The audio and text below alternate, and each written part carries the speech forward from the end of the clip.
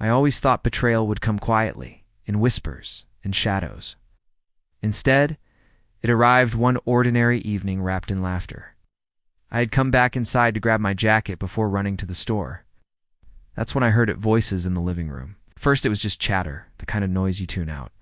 But then came the sharp, familiar sound of my wife's laugh.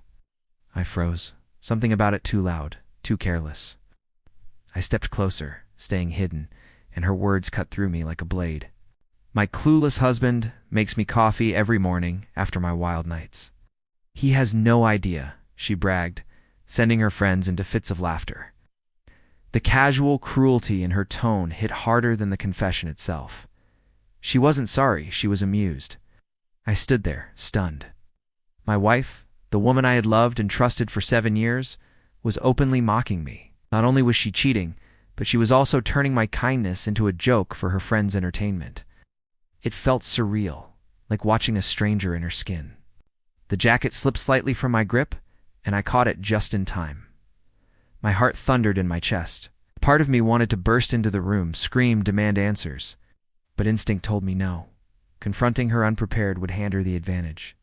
So I backed away quietly, walking out of the house as though nothing had happened. On the outside I was calm, but inside, everything cracked. The drive to the store was a blur, my mind racing, my stomach in knots. That night, I handed her coffee like always. She smiled sweetly, kissed my cheek, and thanked me. I forced a smile back, the taste of bile rising in my throat. Every gesture, every word felt false now. I studied her face, looking for cracks. She looked at me like nothing had changed. But everything had changed. I lay awake in bed while she slept peacefully beside me, replaying her words over and over. Clueless husband. She thought she was untouchable, too clever to be caught. My pillow felt heavy with anger I couldn't release. Beneath the heartbreak, however, something else began to form. Resolve. If she thought I was clueless, she was wrong. She had underestimated me, and that mistake would cost her dearly. I realized I couldn't be reckless. I had to be smart, patient, calculated. My wife wasn't going to get a dramatic fight or a teary begging session. She was going to get something far worse: exposure, humiliation, and a reckoning she never saw coming.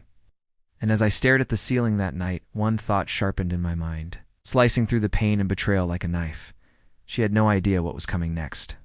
The next morning, I slid back into my role as the doting husband. I made her coffee, just as she had laughed about the night before. She took the mug with a smile, kissed my cheek, and called me sweetheart. My stomach turned, but I played along. Every look, every laugh, every text notification became suspicious. I watched her closely without letting her know. If she thought I was blind, I was going to let her keep believing that for now. I noticed the little things first. She held her phone tighter, never leaving it on the counter anymore. She answered texts quickly, sometimes stepping into another room with flimsy excuses like work stuff or just a friend. Then there were the girls' nights. They became more frequent, and she always came home late. Sometimes her hair was messy, her perfume stronger, her excuses too rehearsed, and yet she still smiled at me like I was none the wiser. One night, I pretended to fall asleep on the couch. Around midnight, her phone buzzed. She slipped into the kitchen, whispering. I couldn't catch every word, but I heard enough. Last night, credible. Can't wait. My chest tightened. I clenched my fists under the blanket but stayed still, breathing evenly like I was fast asleep. Confronting her then would have been emotional. I needed more than emotion's eye, needed undeniable proof. The next day, I began quietly setting up my plan. I bought 2 small cameras, discreet, motion-activated, impossible to spot unless you knew they were there. One went in the kitchen, where she liked to pace while talking. The other went in the hallway. I also found a way to sync her phone's texts to my laptop. It wasn't easy, but when the messages started rolling in, my hands shook. Hearts, kisses, late-night rendezvous. Each message was another dagger in my chest. The proof piled up fast. She wasn't just cheating once, it was routine. She texted him about their nights together, mocked me behind my back, and even laughed about my coffee ritual in private messages. Reading it burned, but it also gave me clarity. There was no misunderstanding, no innocent explanation. She was betraying me with full knowledge and full arrogance. That night, When she walked through the door claiming she'd been with friends, I smiled and asked how it was. She told me they had fun, laughed about inside jokes, then kissed me goodnight. I wanted to scream. Instead, I nodded, because now the power shifted. She believed I was still clueless, but in truth, I had everything: messages, recordings, evidence that would shatter her carefully crafted lie. And with every sip of the coffee I poured her the next morning, I reminded myself, patience, timing. Let her think she's untouchable. The higher she climbed on her pedestal of lies, the harder the fall would be. She thought she had me fooled. But really, I was the one setting the stage. When the curtain finally dropped, she wouldn't be laughing anymore. Once I had the proof, I could have confronted her right away. The text messages, the late-night calls, the hidden smirk. Any one of them was enough to end things. But I didn't want an ending. I wanted impact. I wanted her to feel it, so I kept playing my part. Each morning I brewed her coffee. Each evening I asked about her day. I smiled, nodded, and gave her every reason to believe I was still the clueless fool she mocked with her friends. Inside, though, I was rehearsing. I pictured the moment I would reveal everything. It's not in anger, not in a shouting match she could twist back on me. No, it had to be controlled, undeniable, and humiliating, in the same casual way she humiliated me. Meanwhile, I dug deeper. Watched the recordings when she wasn't home, headphones on, so I wouldn't have to hear her laughter echo through the house. The camera caught her pacing with her phone, whispering sweet nothings to someone who wasn't me. Each video made me feel sick, but I forced myself to keep collecting. If she tried to deny, I'd have evidence. If she tried to twist it, I'd show the truth. Her own words, her own actions, she wouldn't be able to wriggle out. I also started tracking her girls' nights. I knew where her friends actually lived, and I knew their routines. When she said she was with them, I'd quietly check their social media. More than once, her alibi collapsed with a single post. One night, while she claimed she was out with friends, I drove past a downtown bar.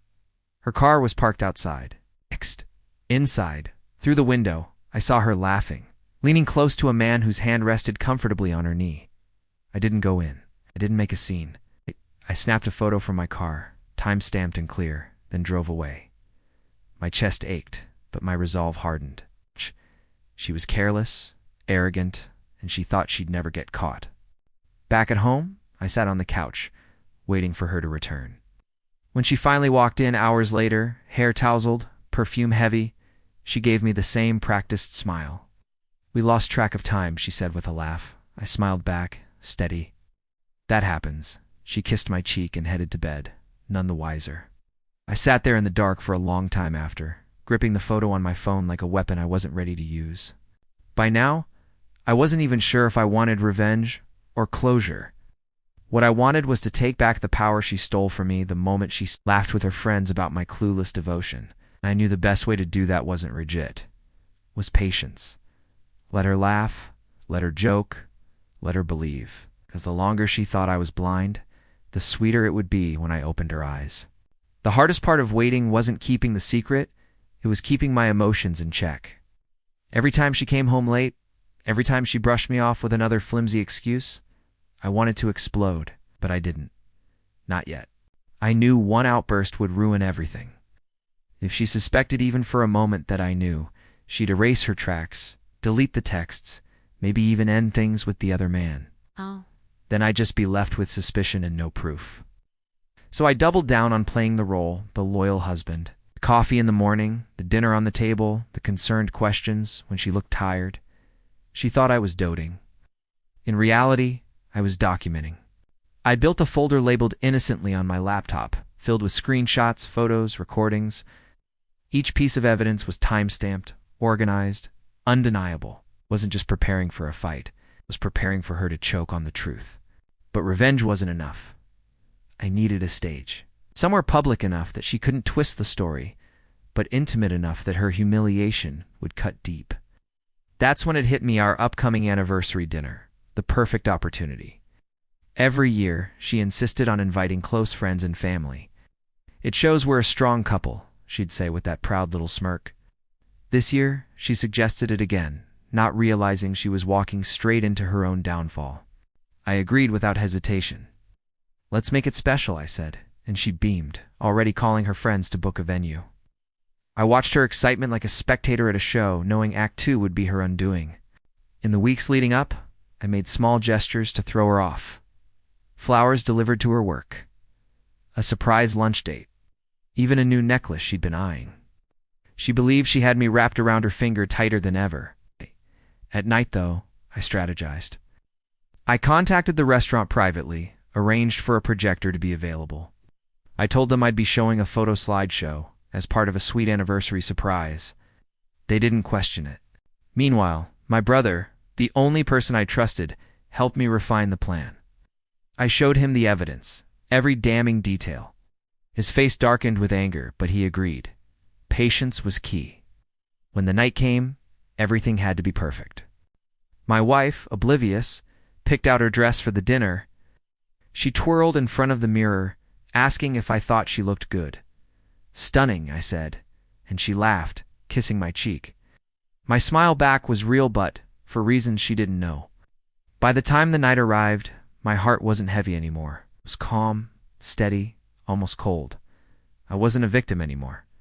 I was the director of a play, and every line had already been written. All that was left was to pull back the curtain.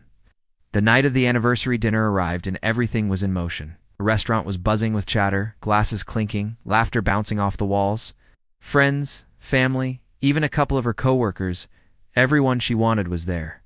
She was radiant that night, dressed to perfection, smiling like she was on top of the world.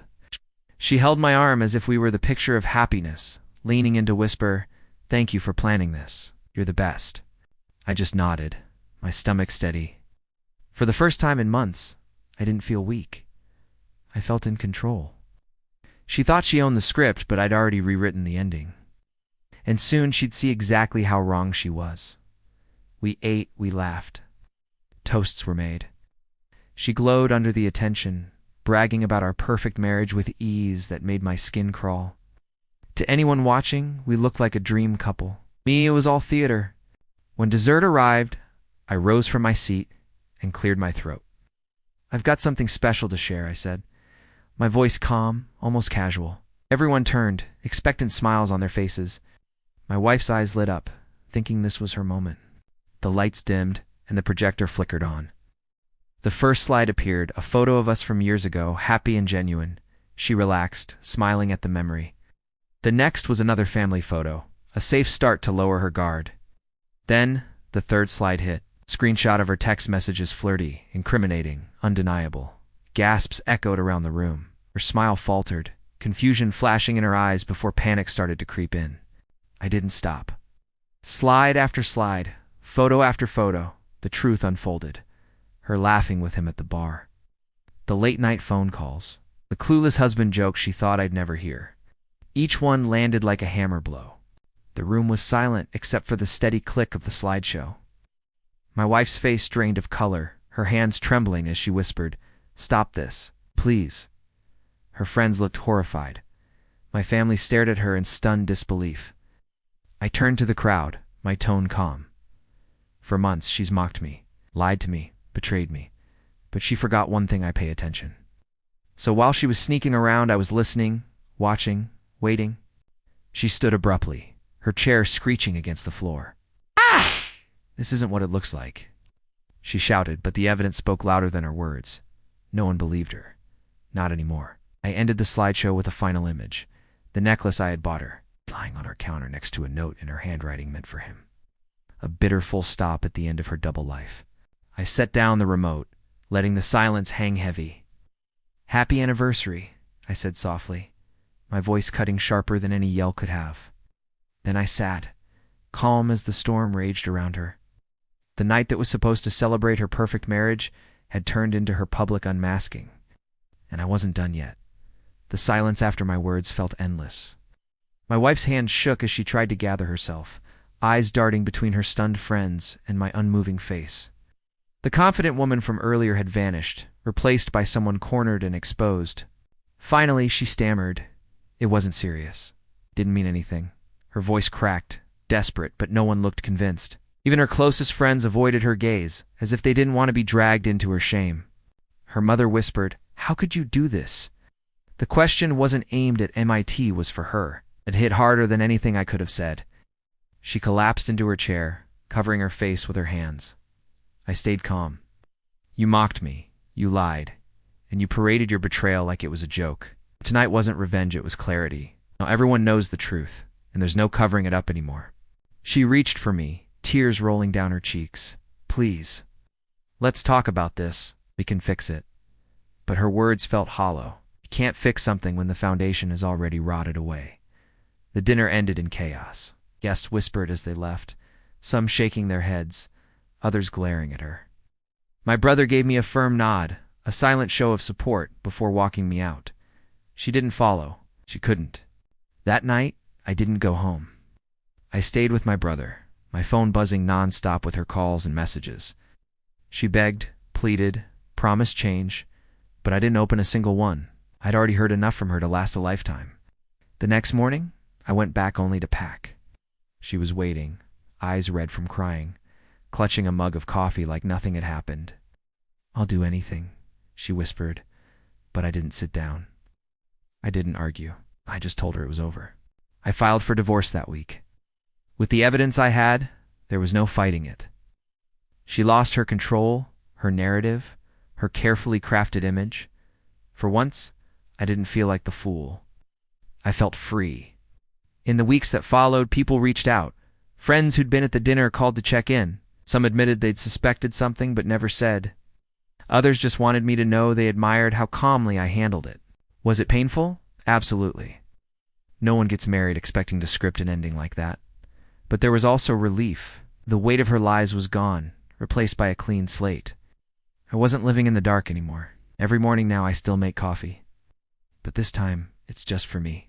No mocking laughter hidden behind my back. No secrets brewing alongside it. It's just peace in a mug, and the quiet satisfaction of knowing I walked away with my dignity intact. The story didn't end the way she expected. But for me, it ended exactly the way it needed to. If you've made it this far, go ahead and hit the like button, subscribe, and share your thoughts in the comments.